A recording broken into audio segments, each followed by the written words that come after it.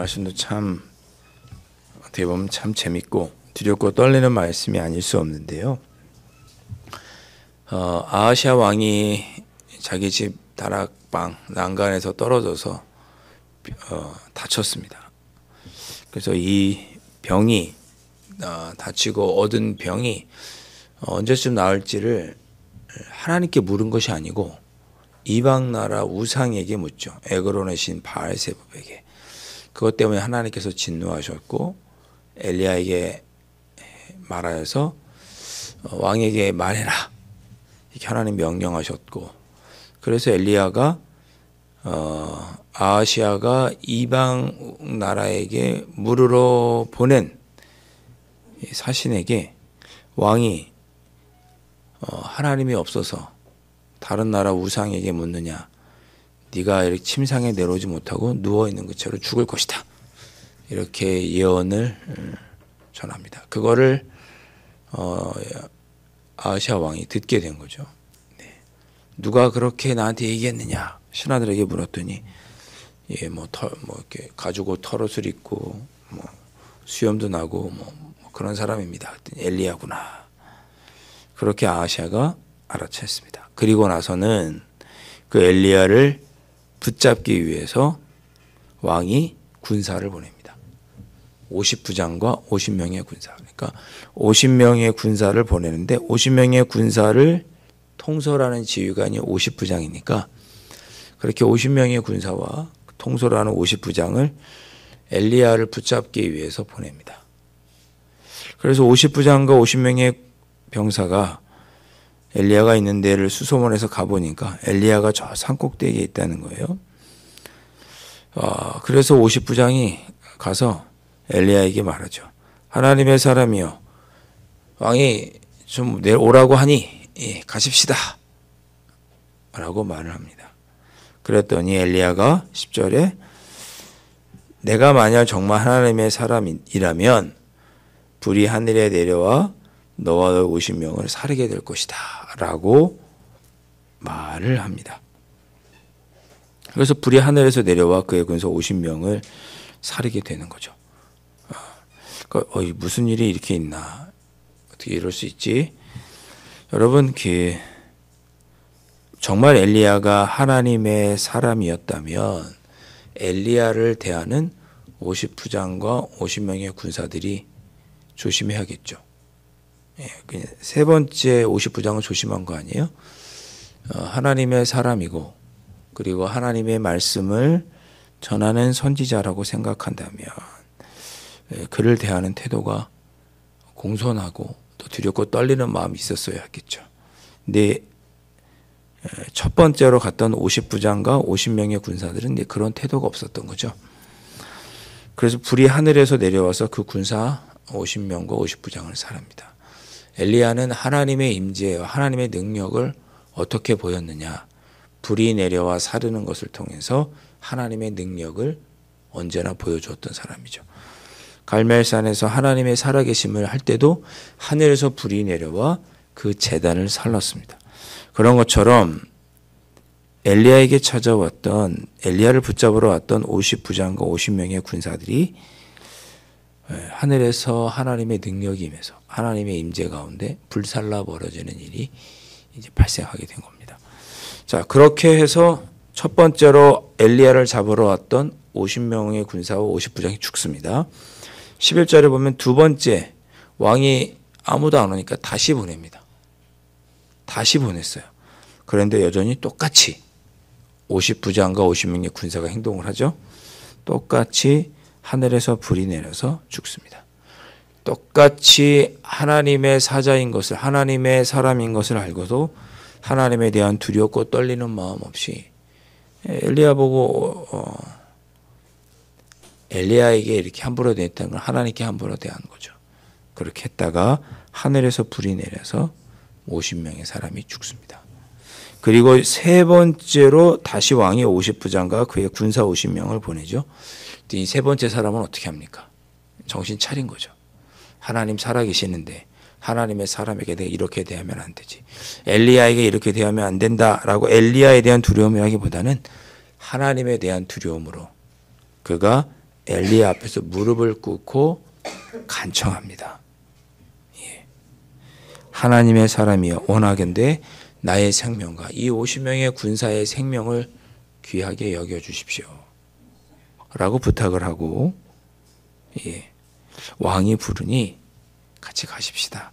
하늘에서 불이 내려서 우리 군사를, 나의 생명을, 예, 사르는 일이 없도록 해주십시오.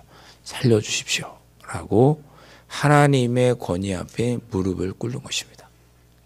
그 전에 첫 번째, 두 번째 사람들은 왕의 명령을 수행하면서 하나님에 대한, 하나님의 권위와 능력에 대한 두려움이 없이 행했다가 불사름을 당했다면, 그것을 보았던 세 번째, 아마도 그것을 알고 있던 사람이겠죠. 그러니까 불이 병사들을 사르는 것도 다 알고 있었겠죠. 찾아와서 하나님 아버지 앞에 두렵고 떨리는 마음으로 무릎을 꿇고, 선지자시여, 우리의 생명을 구원해 주십시오. 왕이 당신을 데려오라고 합니다. 살려주십시오 라고 간청하는 거죠. 그랬더니 15절에 여호와의 사자가 엘리야에게 말하되 너는 그를 두려워하지 말라.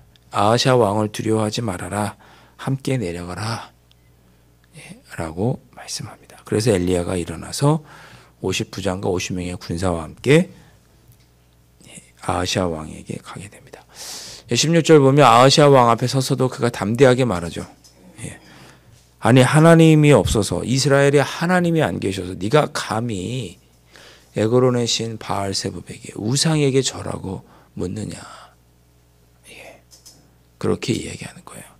우리가 지금 9절부터의 말씀을 쭉 보면 우리는 이렇게 아하시아 왕에게 말할 수 있겠죠. 아니 하나님이 살아계셔서 하나님의 사람에게도 하나님을 두려워하지 않는 자들을 하나님께서 불이 내려서 죽이게 하시는데, 그런 하나님을 두려워하지 않고 어떻게 에그론의 그 우상에게 가서 물으려고 하느냐. 겁도 없이 그렇게 하나님을 무시하느냐. 이제 엘리야가 이렇게 말하고 있는 거예요. 예. 어제도 우리가 살펴보았지만 정말 하나님이 안 계셔서 네가 지금 하나님께 묻지 않는 것이냐, 하나님을 이렇게 무시할 수 있느냐라고 엘리야가 어제도 그렇지만 오늘도 아하시아 왕을 꾸중하고 있는 것입니다. 어떻게 하려고 그러느냐. 우리의 생명의 주관자가 하나님이시고 우리의 삶의 주관자가 하나님이신데, 우리의 삶의 모든 것이 주관자가 하나님이신데, 우리의 삶의 토대는 하나님을 향한 믿음인데, 그거 없이 왜 우상을 이게 묻고 자꾸만 거기에 기웃기웃거리느냐. 왜 하나님을 의지하지 않느냐. 왜 하나님께 묻지 않느냐. 왜 하나님을 두려워하지 않느냐. 그렇게 꾸짖는 거죠. 왕이 3번이나 50부장과 50명의 군사를 보낸 거 아니겠어요? 처음에서 실수로 하나님께 불이 내려서 50부장이 다 죽었다면, 두 번째는 하나님이 살아계시는구나. 어떻게 불이 내려서 사람을 불살리겠어요?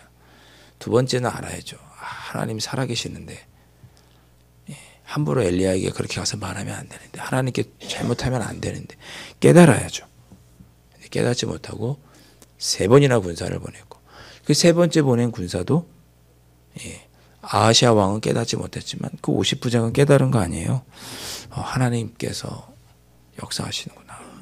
그래서 하나님 앞에 무릎 꿇고 엘리야에게 살려달라고, 우리 생명을 귀히 여겨달라고 간구한 거죠.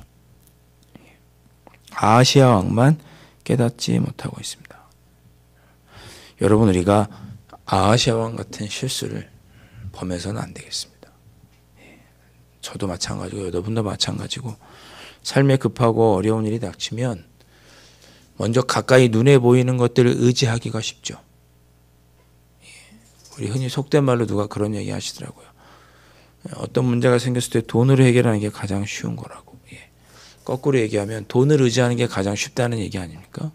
무슨 문제가 생겼을 때 하나님을 의지하고 하나님을 두려워할 줄 아는 것이 우리에게는 가장 기본적인 신앙의 토대여야 하는데, 하나님을 믿지 않고 하나님을 두려워하지 않으므로 쉽게 인간적인 노력으로 행하려고 하고 하다 안 되니까 하나님께 오잖아요. 그것은 옳지 못한 거죠. 그런 것을 오늘 아시아의 모습을 통해서 우리가 깨닫게 됩니다. 그렇게 하나님을 두려워하지 않고 살았던, 하나님을 무시하고 살았던 아하시아 왕이 17절에 보면 죽습니다. 왕이 엘리야가 전한 여호와의 말씀대로 죽고 그가 아들이 없으므로 그랬습니다. 2년 동안 다스리는 동안 후손도 없었습니다. 예. 그래서 여호람이, 그의 동생 형제였던 여호람이 왕이 되죠. 예. 마침 유다 왕 여호사밧의 아들 여호람 왕과 이름이 똑같은 동명이인입니다. 같은 사람이 아니에요. 여호사밧의 아들 여호람 왕이 유다를 다스리는 2년째 아하시아 왕이 죽고, 그의 형제, 자식도 없이 죽고 그의 형제 여호람이 왕이 되었습니다. 오늘 말씀을 통해서 우리가 다시 한번 우리의 삶의 신앙을 돌아보셨으면 좋겠습니다. 우리가 진정 두려워야 할 분이 누군가? 우리의 삶을 주관하시고 생명을 주관하시는 분이 누군가? 누구예요? 하나님이시죠. 그것이 신앙을 가진 사람이고 그것이 신앙을 가졌다는 뜻이고, 그것을 다른 표현으로 하면 믿음이라고 표현할 수 있고, 우리의 삶과 우리의 생명의 주관자는 누구시냐? 하나님이시다. 그 하나님을 두려워할 줄 알고 오늘도 그 하나님만을 의지하며 살겠습니다. 하나님, 제 삶의 토대에 하나님이 계시고 하나님으로 내 삶의 문제를 바라보니 이거 다 하나님께 의지하고 맡겨드려야 될 문제입니다. 하나님 의지하오니 내 삶을 책임져 주십시오 라고 오늘 이 시간에 기도하실 수 있기를 주님의 이름으로 축원합니다. 기도하겠습니다. 하나님, 내 삶의 크고 작은 문제를 아버지 하나님께 맡겨드리고 아버지께 먼저 묻고 해결하는, 내 삶의 문제를 헤쳐나갈 수 있는 그런 믿음의 사람들이 되어야 함을 오늘 말씀을 통해서 깨닫게 해주시니 감사합니다. 내가 할 수 있다고, 나에게 힘이 있다고 아버지 하나님을 의지하지 않고 내 뜻대로 행하는 그런 아하시아와 같은 어리석은 자가 되지 않도록 성령 하나님, 저의 마음을 주장하여 주시고 정말 두려워해야 할 분은 우리 하나님이신 것을 깨달아 하나님을 두려워함으로 세상을 두려워하지 않고 능력 있고 담대한 모습으로 살아가는 사랑하는 주의 자녀들 될 수 있도록 성령 하나님 인도하여 주시옵소서. 귀하신 예수 그리스도의 이름으로 간절히 기도하옵나이다. 아멘. 하늘에 계신 우리 아버지, 아버지의 이름을 거룩하게 하시며 아버지의 나라가 오게 하시며 아버지의 뜻이 하늘에서와 같이 땅에서도 이루어지게 하소서. 오늘 우리에게 일용할 양식을 주시고 우리가 우리에게 잘못한 사람을 용서하여 준 것 같이 우리 죄를 용서하여 주시고 우리를 시험에 빠지지 않게 하시고 악에서 구하소서. 나라와 권능과 영광이 영원히 아버지의 것입니다. 아멘.